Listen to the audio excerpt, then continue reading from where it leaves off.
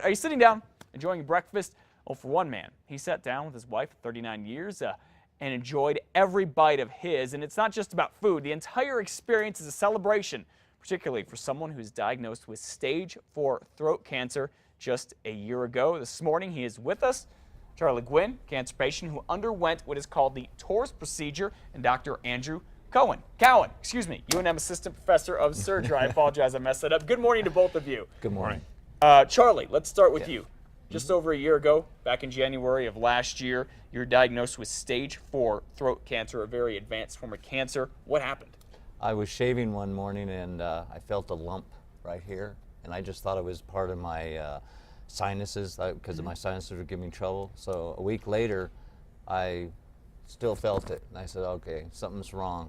So I went to urgent care. They looked at it. From there, they sent me to an ENT specialist. From there, he sent it to have it biopsied.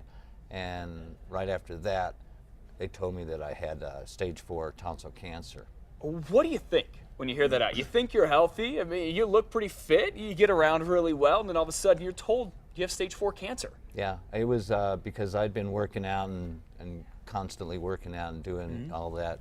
But when they told me, it didn't really hit me. Yeah, I mean, it was just like, wow, I got cancer. What did they tell you your prognosis was initially?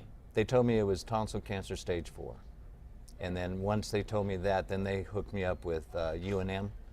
And from there, I had the best doctors you could ever ask for. All right, Assistant Professor of Surgery, Dr. Andrew Cowan. What did you all do with Charlie to help heal him?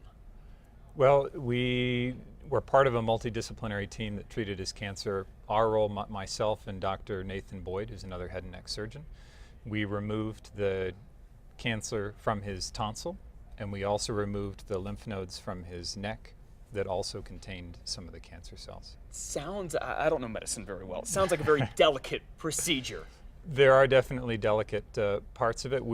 During this procedure, we're using both cutting-edge technology, and we're also using techniques that have been around for over 100 years. So it's a nice balance. You're using something called TORS. Right. What is that? That stands for transoral robotic surgery. Sounds like this would be the cutting edge. Yeah, that's part of the surgery that you did. So how cutting edge is this, and what exactly does it involve?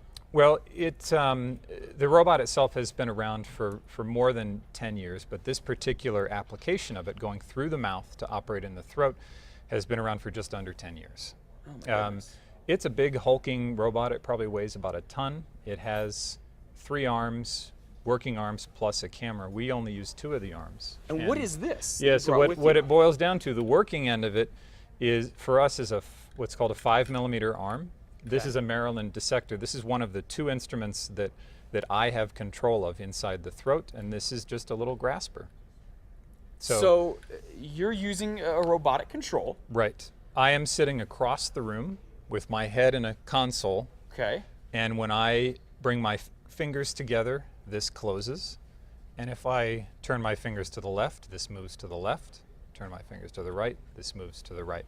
So it's responding to my every move, and it allows me to get my big fat hands in my throat. Down his throat. You kind of, for lack of better words here, if you're eating breakfast, I apologize. Yeah. This actually goes down the patient's throat? Yep. Okay. Through the mouth. So you don't really have to do any cutting then on the outside? No, not for the throat part of it. For the removing the lymph nodes from the neck, we do that. That's the 100-year-old part. We do that in a traditional fashion. Gotcha.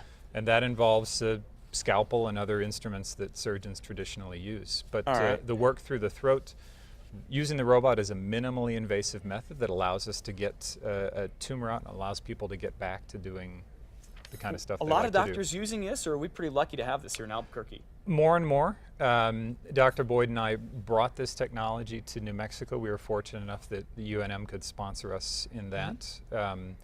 And it is being used more and more across the country.